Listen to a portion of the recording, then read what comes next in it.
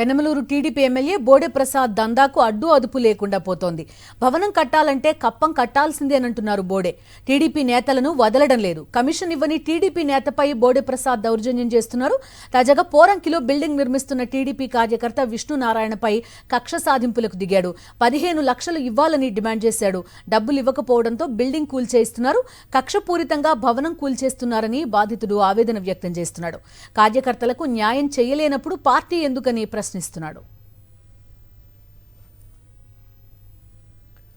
బోడే ప్రసాద్ ఆగడాలకు అడ్డుకట్ట వేయాలంటున్న టీడీపీ కార్యకర్త విష్ణునారాయణతో మా ప్రతినిధి అశోక్ ఫేస్ టు ఫేస్.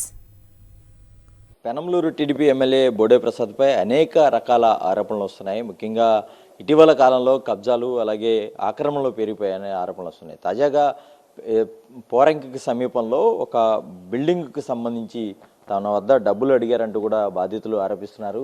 ప్రస్తుతం మనతో పాటు మాట్లాడేందుకు బాధితులు విష్ణునారాయణ ఉన్నారు. ఆయనతో మాట్లాడే ప్రయత్నం చేద్దాం. చెప్పండి, అసలు ఎమ్మెల్యే మిమ్మల్ని ఏం డిమాండ్ చేశారు? ఎందుకు మిమ్మల్ని అతను టార్గెట్ చేయాల్సిన పరిస్థితి ఉంది?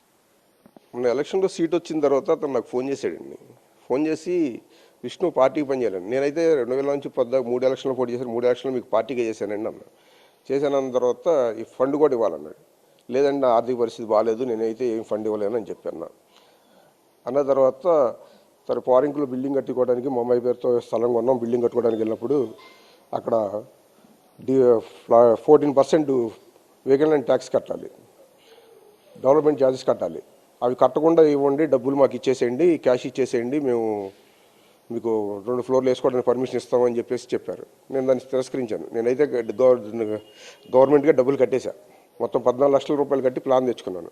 ఆ తెచ్చుకున్న దగ్గర నుంచి నన్ను వేధించడం మొదలెట్టాడు. 15 లక్షల రూపాయలు ఇస్తేనే మొదలెట్టాడు. ఫౌండేషన్ దగ్గర నుంచి స్టార్ట్ చేశాడు. విజయరాజ్ అనే ఒక డబ్ల్యూఆర్ఎస్ని, చిన్నారని అతను అసిస్టెంట్ని, కలెక్షన్ ఏజెంట్ని పంపిస్తూ ప్రతిగా బెదిరించడం మొదలెట్టాడు. అయినా సరే నేను ఎక్కడ కూడా డబ్బులు ఇవ్వకుండానే ఈ విషయాన్ని గౌరవ ముఖ్యమంత్రి పార్టీ అధ్యక్షుడు చంద్రబాబు నాయుడు గారి దృష్టికి తీసుకెళ్తూ ఒక లెటర్ రాశాను ఆయనకి. ఆ లెటర్ సీఎంఓ నుంచి నాకు ఫోన్ వచ్చింది. దానిలో ప్రజా పరిష్కార వేదికలో ఒక నెంబర్ ఇచ్చారు. ఆ నెంబర్ ప్రకారం రిజిస్టర్ అయింది. అలాగే 26వ తారీఖు నాడు, సెప్టెంబర్ 26వ తారీఖు నాడే 4 ఫ్లోర్లు నిర్మాణం జరిగిపోయిందని చెప్పేసి నాకు రిప్లై ఇచ్చారు. అలా ప్రజా పరిష్కార వేదికలో కూడా వాళ్ళు పెట్టేశారు.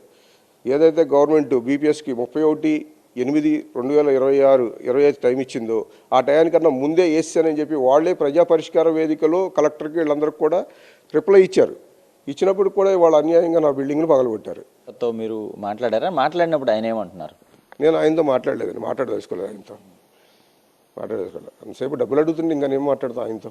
అంటే గతంలో మాట్లాడారా? డబ్బులు అడిగినప్పుడు డబ్బులు అడిగినప్పుడు సార్ చెప్పాను, సంపాదించుకున్నా, నీకు డబ్బులు ఇవ్వలేనన్నావు, నీకు నెలకు 15 లక్షల అద్దెలు వస్తున్నాయి, ఏ రోగం నీకు డబ్బులు ఇవ్వడానికి అన్నాడు. నేను అదే విషయాన్ని నేను ఆవేశంలో తిట్టడం కూడా జరిగింది. కూల్చేటప్పుడు ఆ వీడియోని తీసుకుని ఊరంతా కూడా ఆయనకే పబ్లిసిటీ చేసుకున్నాడు. ప్రధానంగా అంటే సొంత పార్టీ కార్యకర్తలు కూడా టీడీపీలో రక్షణ లేకుండా పోతుంది. ముఖ్యంగా పెనమలూరు నియోజకవర్గ ఎమ్మెల్యే తనకు డబ్బులు ఇవ్వకపోతే ఎలాంటి పరిస్థితులకి తెగబడుతున్నాడు అనేది చాలా స్పష్టంగా కనబడుతుంది. విష్ణునారాయణకు సంబంధించిన ఆస్తిని ధ్వంసం చేయడం కేవలం డబ్బుల కోసమే ఎమ్మెల్యే ఇలా వ్యవహరిస్తున్నారు. సొంత పార్టీ కార్యకర్తలకు ఇలాంటి పరిస్థితి ఉంటే ఇంకా సామాన్య ప్రజలకు ఎలా ఉంటుందనేది ఆయన ఆవేదన వ్యక్తం చేస్తున్నారు. ఇప్పటికైనా సరే పార్టీ అధినేత సీఎం చంద్రబాబు జోక్యం చేసుకోవాలి, ఖచ్చితంగా తనకు తన ఆస్తికి కూడా రక్షణ కల్పించాలని విష్ణునారాయణ వేడుకుంటున్న పరిస్థితి కనబడుతుంది. కెమెరా పర్సన్ వెంకట్తో అశోక్, సాక్షి టీవీ, విజయవాడ నుంచి.